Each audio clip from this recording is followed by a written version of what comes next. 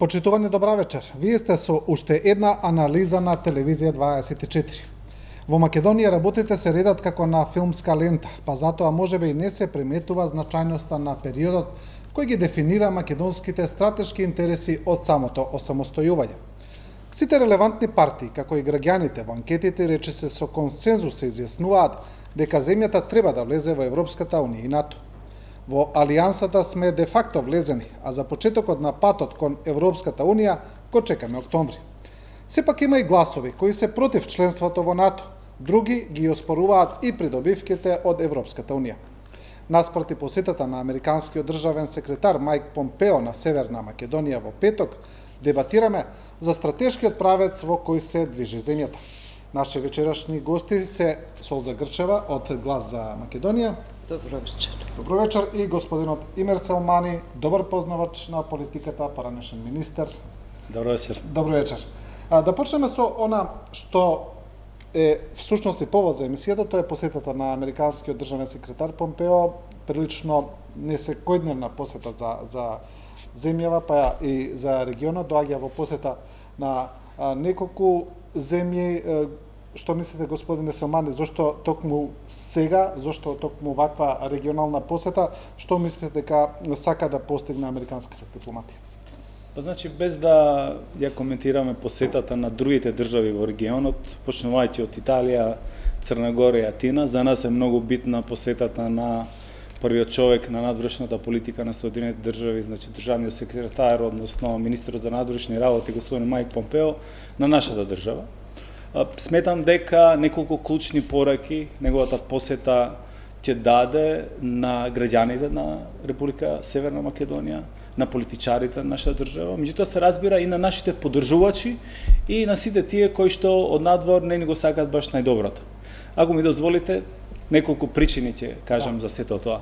Прво, значи, што очекуваме дека пораката која што со самото доаѓање и посета на нашата држава ќе прати господин Помпео, односно Соединените американски држави, е дека ова е веќе дефинитивно територија на НАТО. Значи, земја безбедна во рамките на големиот клуб, во големото семејство, која што пред се, значи, гарантира безбедност, перспективност и сигурност на државата и на граѓаните на државата во која што живеат. Втората порака е дека не треба воопшто ниту тие што од надвор мислеле да го попречат овој пат, ниту некој од внатре да го попречи патот на интеграција на полноправно членство на нашата држава во НАТО, да не помислат да тоа го направат, затоа што ова е веќе завршена работа. И трета порака, која што чинам дека исто така во меѓуредови најмногу ќе им биде кажано на нашите политичари, на политичката елита, е дека со државата веќе не сме да се експериментира. Ниту поединци, ниту сегашни битни членови на владата, ниту на опозицијата, идни членови на владата, не треба својата лична корист, ниту својот личен бенефит да го стават пред интересите на државата. Не смее да помисли ниту еден човек да се постави над законот и дека казната ќе треба и ќе ги стигне сите тие што ќе се огрешат.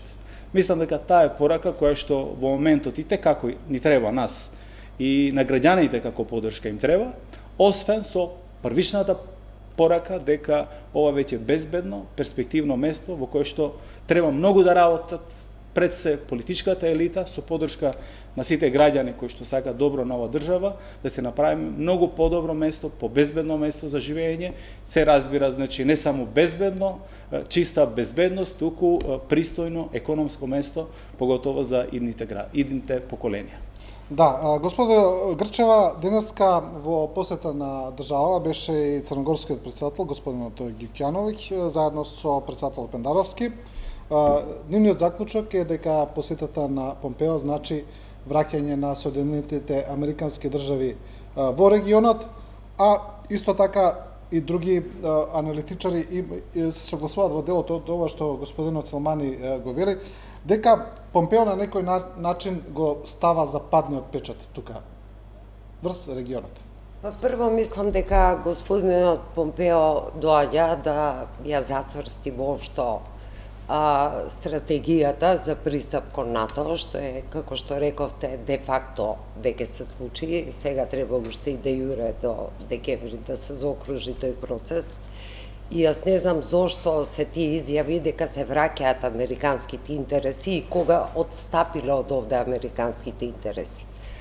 Поготово беа жестоки последните 3 години во проектот наречен Преспански договор, преименување на државата и така натаму, со сите работи со кои што јас не се согласувам, таа цена е превисока, се разбира.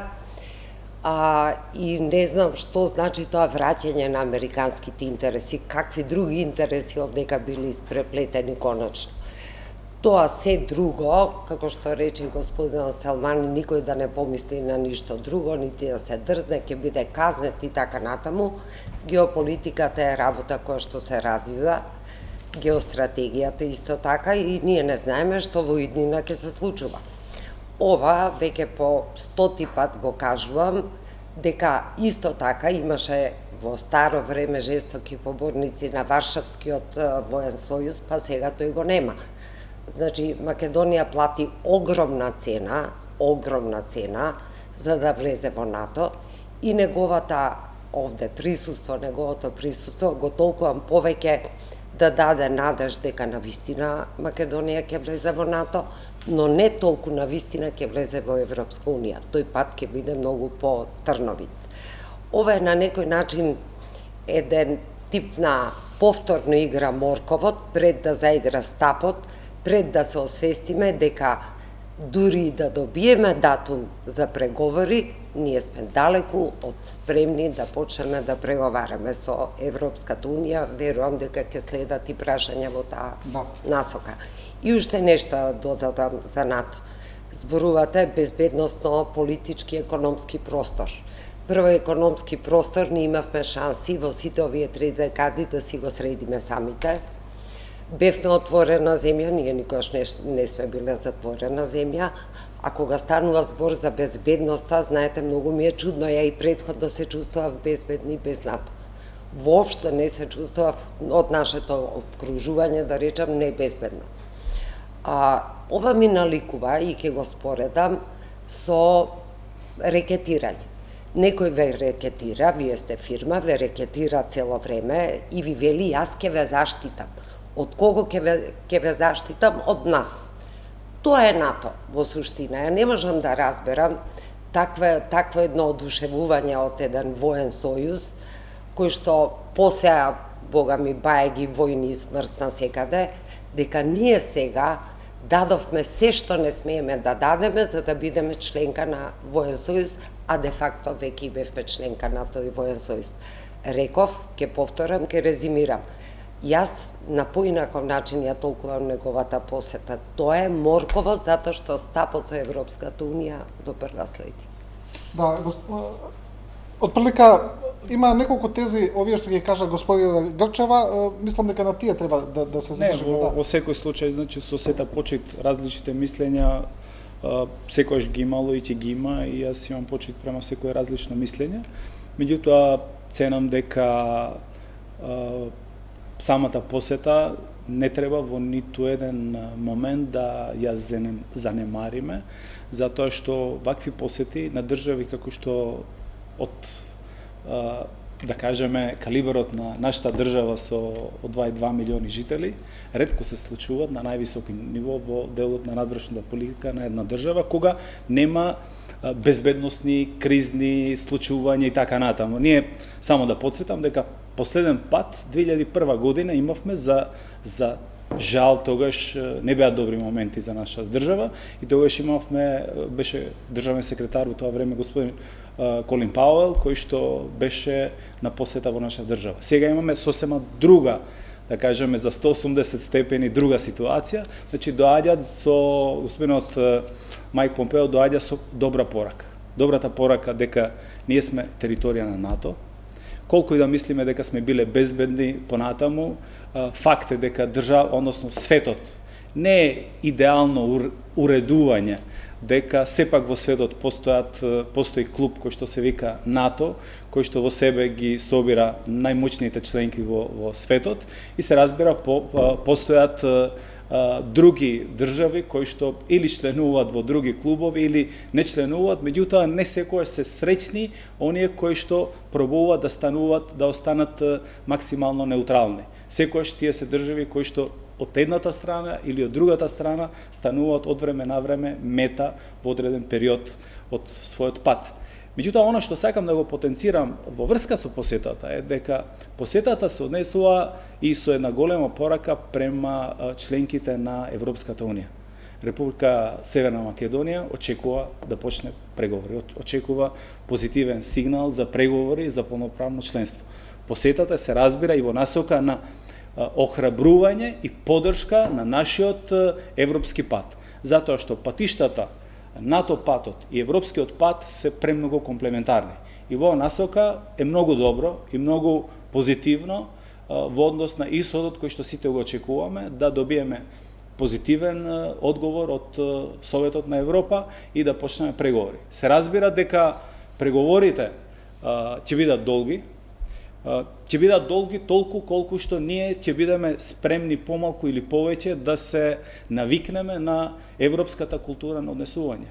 Колку што побрзо ние ќе ги прифатиме стандардите европски на однесување, и во делот на политичко однесување, и во делот на владењето на правото, во делот на функционирање на институциите, во делот на нашата граѓанска одговорност према државата и према институциите, се разбира толку побрзо ние ќе влеземе во тоа големо семејство.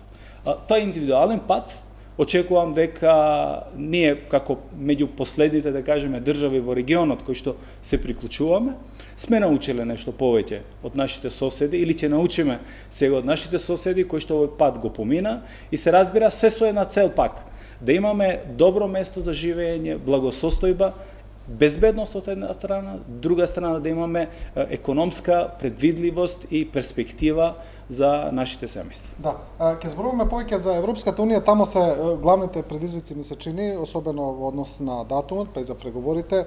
Но сакам само уште едно прашање за НАТО, бидејќи ми е интересно, госпоѓо Грчева, вие со вашата партија Глас за Македонија, сега се разбира, се борите за гласачкото тело, за гласовите, со вашите ставови, но сите анкети уште од почетокот, од осамостојувањето покажуваат дека сега варираат тие, но 70-80% од луѓето се за влез на земја во НАТО. Така е.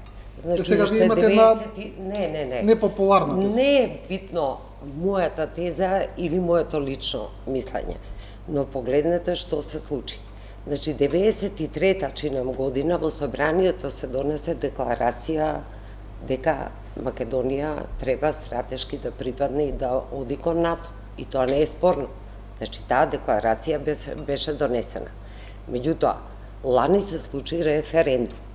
На 30 септември, значи, сега е годишна тој референдум, многу несрекно, сакајки владата да го изманипулира народот со тоа несрекно прашање, дали сте за влез во Европска Унија и НАТО со прифаќање на договорот од Преспа, односно за Северна Македонија, а бидејќи тој референдум испадна неуспешен за власта, 36% имаше одзив, 60 и колку таму посто, 64,5 не излегува воопшто на гласање, тие самите го ставија под знак на прашање, нашата ориентација ставија под знак на прашање.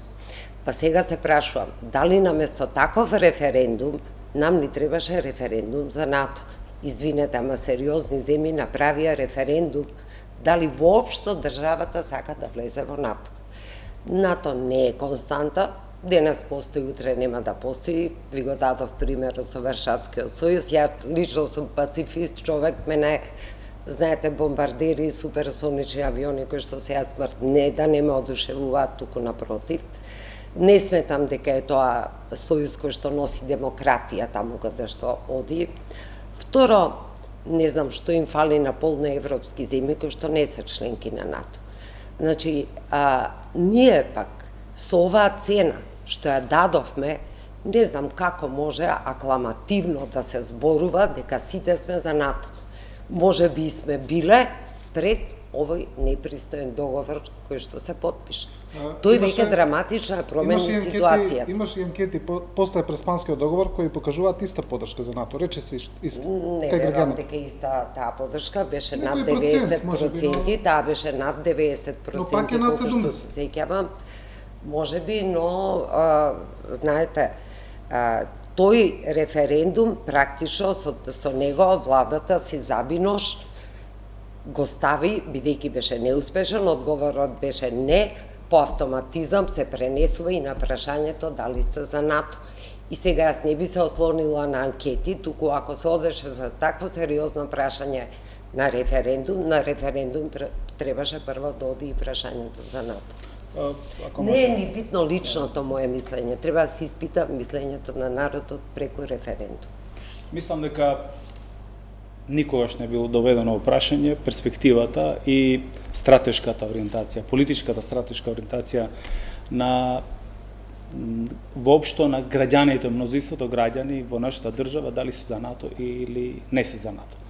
Секогаш при сите анкети, дури најпесимистичките моменти, најпесимистичките анкети со најпесимистичките резултати во однос на НАТО поддршката, тие никогаш не биле под 75%. Значи, од 75% до 95% во поранешно време, значи, се движела таа поддршка. Не треба да се меша излезеноста, односно излезеноста во референдумот со поддршката за или против НАТО. Ако кажеме дека излезеноста беше 36% од вкупниот број на регистрирани гласачи во Република Северна Македонија, излегува 36, ама 90% гласа за промените. А тоа не е важно, немаше цензус. Значи, за промените. Дали беше среќно или несреќно, јас не сум гласноговорник на владата, ниту сакам да ги одбранам нивните политики.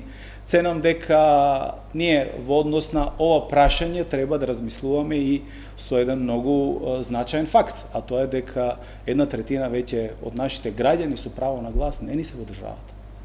Значи 30% ние при сите можни гласања, дали се локални, дали се председателски, дали се парламентарни, кога во најдобар момент сите политички капацитети се стават во функција на излезеност, масовна излезеност на граѓаните, скоро и да не останува граѓанин со право на глас да не излезе да гласа, ние од 1.800.000 и нешто илјади гласачи, ние од 20 стигнуваме до 1.150.000 гласачи, значи ефективно што го дава тој глас. Така што тоа е прашање кој што затоа ни се реформите во делот на изборниот процес, затоа треба длабоко да се размислува, затоа што многу демократи најразвиени во Западна Европа, значи го нема тој цензус, треба да се направи огромен пристап, правилен пристап, за да не се случи да имаме вакво или поинакво размислување, односно протолкување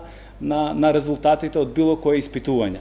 Меѓутоа, од друга страна, пак сакам да потврдам, дали 93-та во парламентот, дали со јавно изнесување на сите политички фактори, ВМРО, ДПМН, СДСМ, ДУИ, Алијанса и сите политички сили во државата кои што во парламентот ги сочинуваат над 95% од пратениците и ги представуваат граѓаните, никогаш, ама никогаш не рекле дека не се за НАТО. Значи сите за НАТО, така што тој факт мислам дека е абсолвиран, би трошеле премногу време или сила сега да се вратиме колку сме за НАТО или колку не сме за НАТО. Мислам дека тоа поглавје е затворено, ние треба да гледаме напред и да со голема радост го дочекаме моментот кога и последната држава членка на НАТО ќе го ратификува протоколот за нашето полноправно членство и да влеземе во клубот на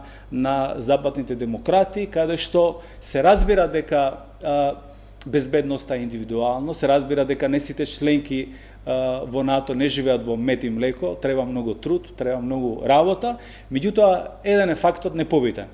Сите земји од Источна Европа, кои што има социјалистичко уредување во минатото пред 90 години, со пристапот во НАТО и со пристапот во Европската Унија го подобрија животот на своите граѓани, го подобрија стандардот и не надмина Ние бевме Америка и Европа за сите, од Полска до Бугарија, за сите држави.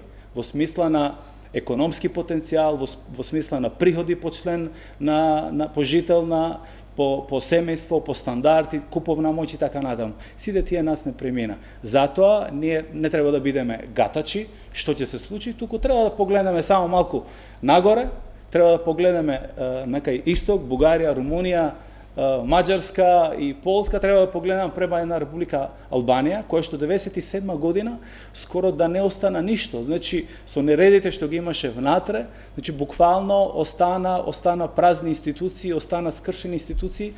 Денеска Република Албанија е една од помоćните држави, ново што се развива, со силна економија која што се гради и така натаму. Благодарение се разбира и на членството во НАТО од 2008 година. Сакам да ме прашам само ова да не ми избега мислата што го зборува госпогата Грчева, бидејќи тоа е едно прашање кое тлее во јавноста во однос на НАТО.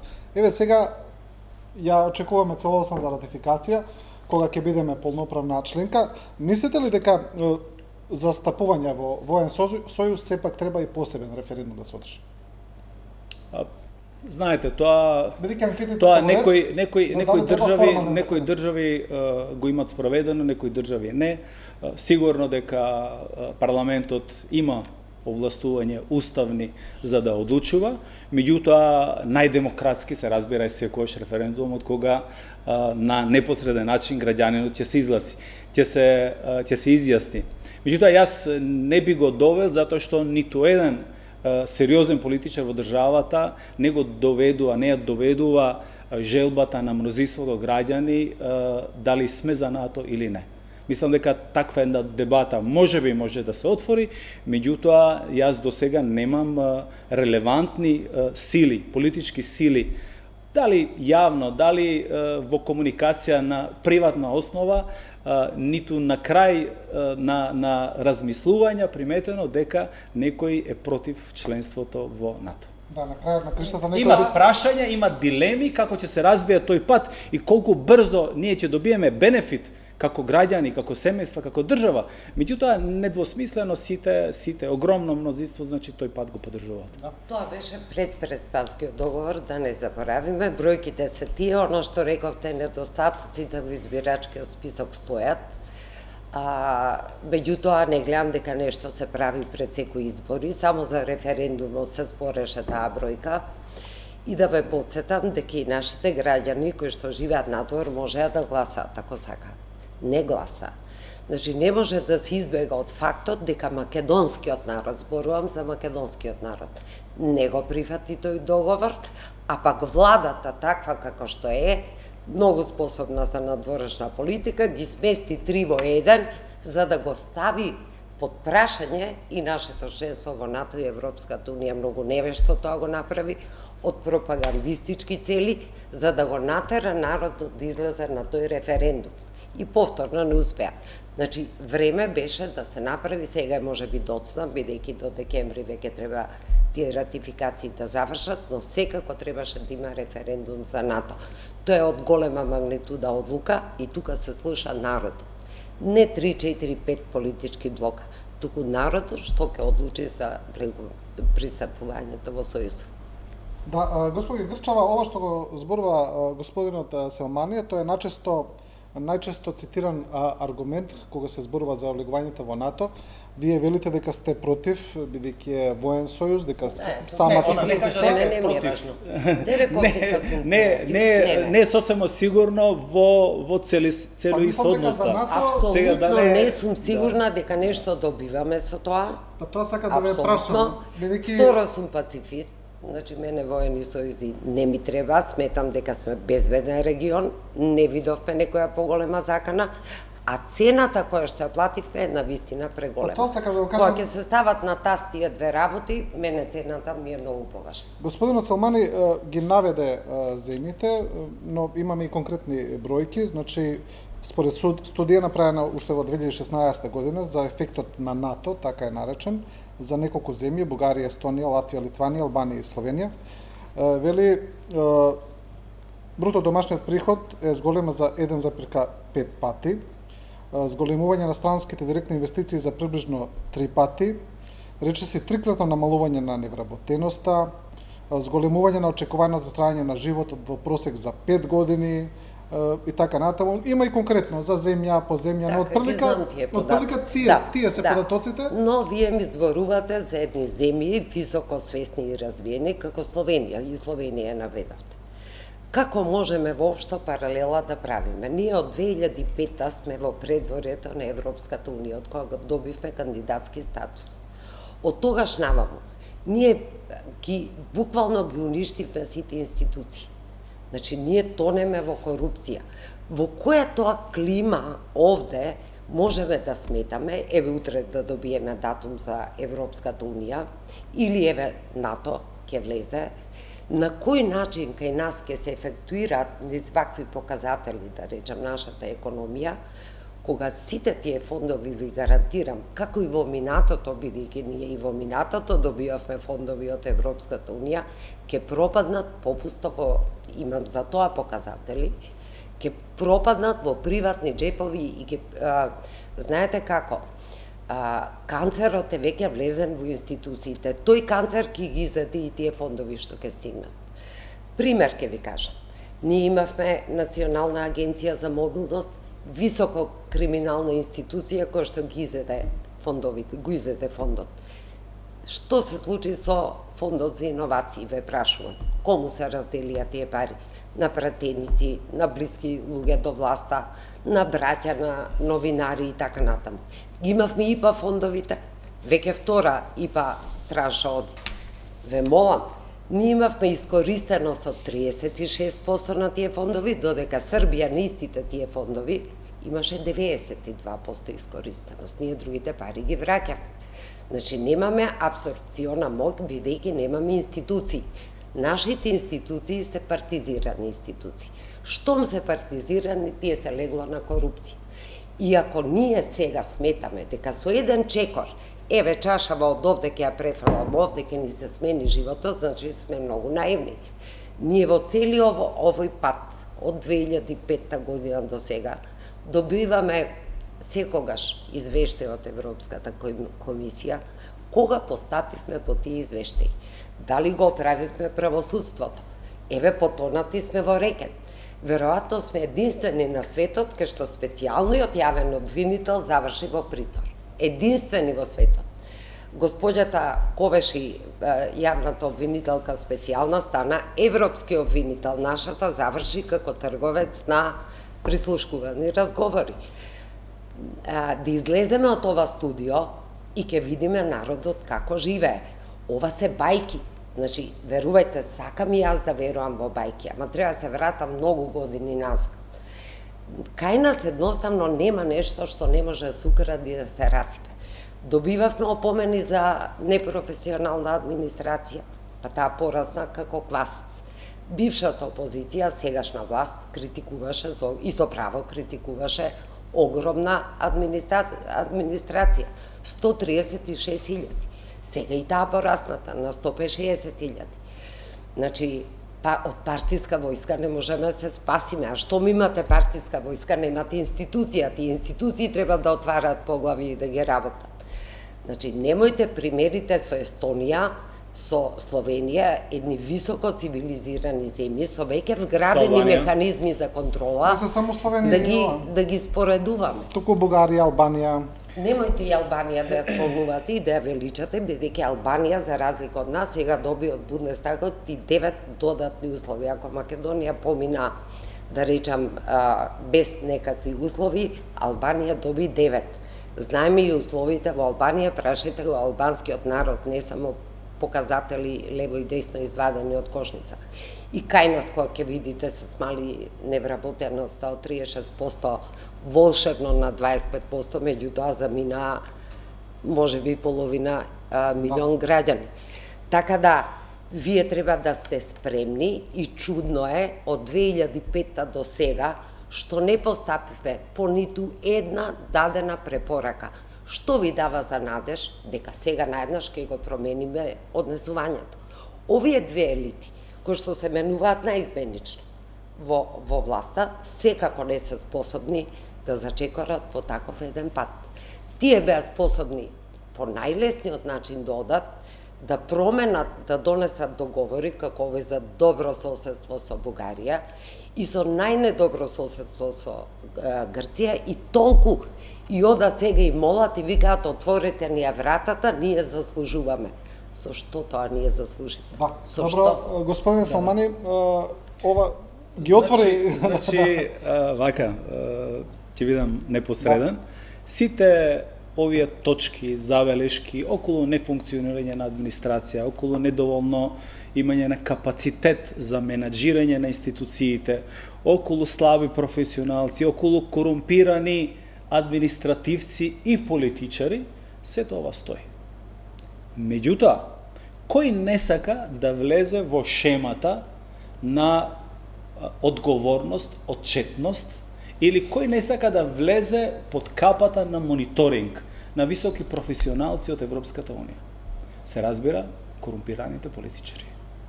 Сите тие што не сакат да влезат, да бидат мониторирани, да бидат наградени кога треба и критикувани и казнети кога треба, сите тие би сакале вечно да имат една држава која што циклично би се вртела еднашка опозиција, еднашка власт, еднашка опозиција, еднашка едните ќе простат на првите, првите ќе простат на вторите и така натаму, и народот обезглавен, безперспективен, полека ќе се замени и ќе станеме едно место, островче, скоро без народ.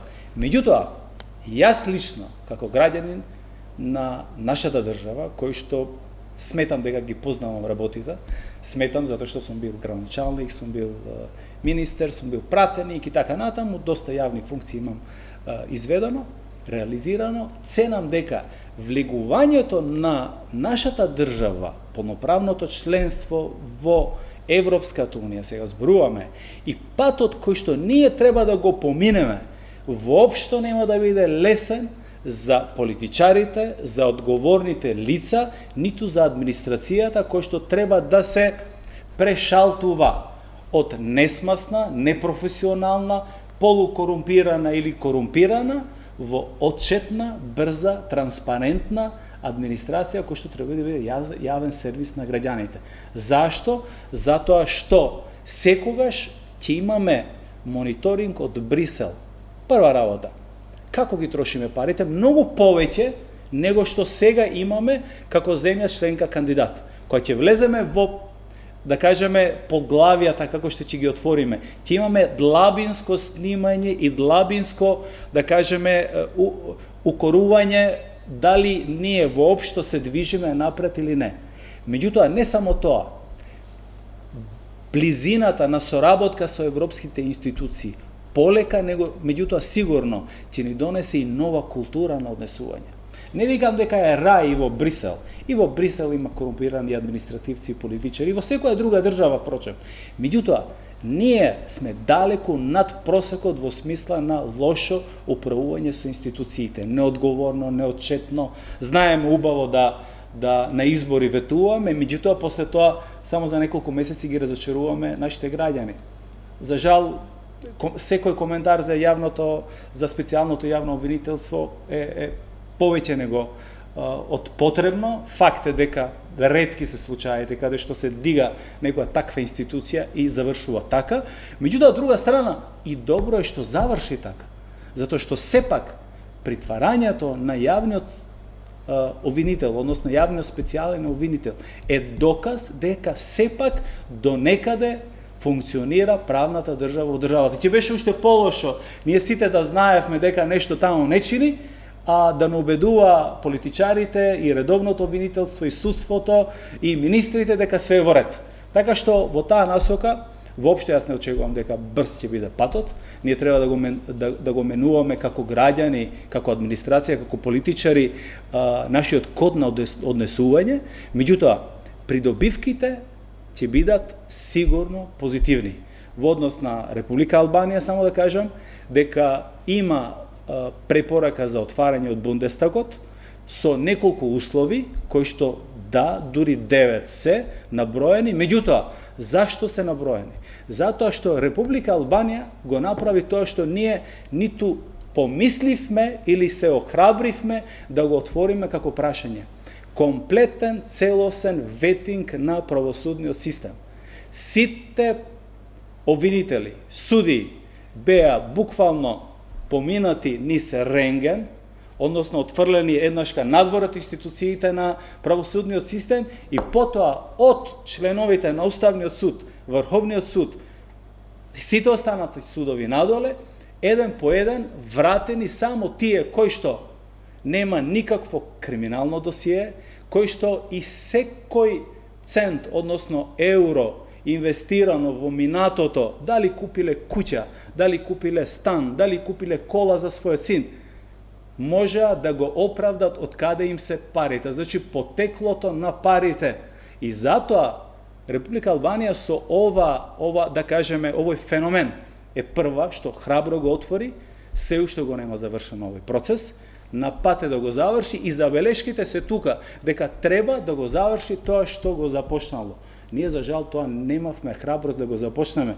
Ние сите знаеме колку имаме и колку сме имале вакви или онакви суди, вакви или онакви јавни личности, богати луѓе кои што демонстрират луксус, ама никогаш немале приходи повеќе од нивната плата. И како со една плата вие да демонстрирате, не знам, имате толку и толку куќи, станови, ваква кола, идете подмори, луксузни и така натаму. Република Албанија тоа го направи и тоа е добро. Тешки ние да пробаме тоа да го направиме. Да. Една реплика, ако може, пошто сме биле и 20-та пратеници, научени сме на реплики. Велите, ќе имаме отчетност, ќе имаме транспарентност. Ќе мора да имаме. Не знам дали ќе мораме. Еве сега ќе ви го кажам примерот со Грција, не одите понатаму. Грција е земја банкротирана по секој основа. Грција беше принудена да седне за преспанскиот договор, иако крајно симетричен, за нив и било што да се спомне од Македонија е греф и страшно. Грција е банкротирана држава. Покрај целиот мониторинг од Европската Унија, тие беа држава која што не плаќаа, граѓаните не плаќаа данок. Ја имам колеги, професори од Грција кои ми кажува, сите пари ни се изнесени во надворешни банки, не плаќаа данок. Европските фондови не да беа злоупотребени, туку прошетајте низ Грција, таа е целата со вили. Тие пари беа давани за рурален развој. Значи, не може да очекувате камшикар, како нашиот премиер што очекува камшикар, а не знам и колку го очекува, бидејќи тој камшик ке сврти и на ке власта, и треба да сврти. Волшебно стапче за тоа нема. Ние имавме време да ги средиме сите овие системи без странска помош. Ние бевме мониторирани, како не бевме. Постојани мисии на Европска Унија имаме. Еве денес се прекина седницата на Судскиот совет за избор на апелациони судии, при што имало 96 пријавени, треба 6 да се примат, не можеле да си ја завршат работата од телефонски разговори. Значи, тефтерчета од Гордана Јанкуловска сега се телефоните од владата. И затоа би сакала да го делам вашиот идеализам, дека многу работи ќе бидат променети. Но знаете, треба да имате плодно тло да фрлите некоја семка па да никне нешто. Не можете вие на карпа една отпорна, која што дава отпор цело време, на која и се укажува како треба да работи, а не работи, спротивно работи на се, тогаш ја не знам зашто ние зборуваме. Тој наш пат ќе биде, еве и да го добиеме датумот, ќе биде долг и многу трнови, и многу долг. Барем колку Турција која што уште преговара. Нели се средиме самите себе си овдека?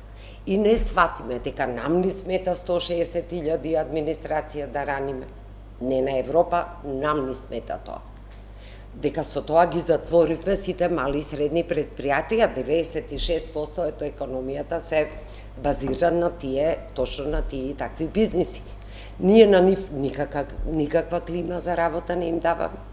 Не можат лесно да се регистрираат, многу пари им треба, секоја година се пререгистрираат, фирмарини, рекети и така натаму. Ги уништивме малите бизниси, поготово малите, на сметка на таа една гломазна и огромна администрација. Кај нас е екзодус на медицински работници, еве вие сте во таа фела. Екзодус. Сега, што чекаме Европа да ги сопре, да си одат? Или ѓубрето ќе ни го ишчисти и воздухот ќе ни го прочисти? Не. Значи, Европа е успешна, кај успешни земји, кои што имаат направено некаков координатен систем на однесување некои вредности и самите негуваат, тогаш многу полесно е да имплантирате, да речам, современи практики и демократски, ако сакате, покрај се. Но во еден ваков баш и воздух, ја не знам, како што реков, јас сум сигурна, еве памтете ми го зборот, како што бев сигурна за Катица Јанева, кога јас не гласав единствено од целиот парламент, бев сигурна дека имаме една нулта трагикомична личност и сега сум сигурна и барам да ми го памтите зборот, дека за 5 години, еве и сега да почнеме да преговараме, ние од нулта точка нема да мрдеме со овие елити кои што не владе. Нема. Значи, само едно подсетување.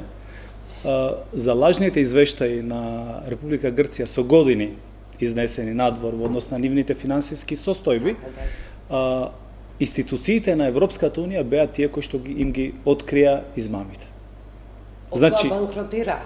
Значи, институциите на Европската Унија ги открија во делот на измамите, односно неусогласеноста меѓу податоците кои што ги прикажувале и реалната состојба. Така што подобро е кога имаш уште една институција, јас барем така мислам, и мислам дека вие сето ова што го кажувате, ништо не се разликува од тоа што јас го исто така го кажам или го размислувам. Ја реков, сакам да го делам идеализмот, но не сме докажале досега дека како граѓани, како држава, знаеме убаво да управуваме со нашите ресурси и со нашата држава. Затоа ни треба патоказ како треба да се однесуваме, што треба да правиме и од време на време периодично да нас не инспектираат. Тоа е тој пат кој што ние ќе го поминеме додека станеме членка на Европската Унија. Европска Унија не стануваме заради Европа. Ниту Европа нас не сака со сите мани, без разлика што не сме многу народ, без разлика што сме малку, само 2 милиони, едно преградија на било кој поголем град во Европа. Значи, меѓутоа, ние треба прво да ги втемелиме тука во нашата држава добрите практики на Европската Унија, сите позитивни директиви и тогаш стануваме членка полноправна. Така што ниту Бугарија, ниту Руманија, иако за нив повеќе во времето важа политичките критериуми, не административните кои што ние треба да ги поминеме, заради X причини, односно конкретно заради источниот блок, заканата од Русија и така натаму, меѓутоа ние свесно тој пат знаеме од сега, тега треба да го поминеме, треба ова место самите, не треба да очекуваме помош, да, меѓутоа пред се мораме самите да го направиме пристојно место за живење. Се разбира, значи секојаш треба да има и песимисти во државата, затоа што тамам работа. Сите да бидеме ние реалисти или оптимисти, не е баш најубаво. Секојаш треба да има и песимисти кои што на некој начин ќе укажат на одредени моменти кои што со должно внимание треба да се разгледат можеби по 3 пати пред да се пресече. Меѓутоа мораме од друга страна да бидеме оптимисти. Ако почнеме све црно да гледаме, дека тука нема живот, дека нема перспектива, дека нема тло, да може семка да се фрли, мислам дека премногу разочарувачки ќе делуваме на младите и едноставно ние како генерација одговорна генерација.